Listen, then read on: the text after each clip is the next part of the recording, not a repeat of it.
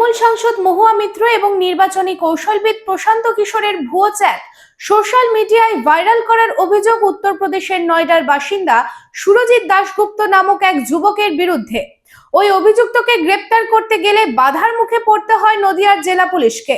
শুধু বাধা দেওয়াই নয়, অভিযুক্তকে পালাতে সাহায্য করে বলে অভিযোগ ওঠে উত্তরপ্রদেশ পুলিশের বিরুদ্ধে। রানীগঞ্জে নিজের স্বপ্নের বাড়ি খুঁজছেন? তাহলে চলে আসুন biggest housing project Kamaladham housing complex.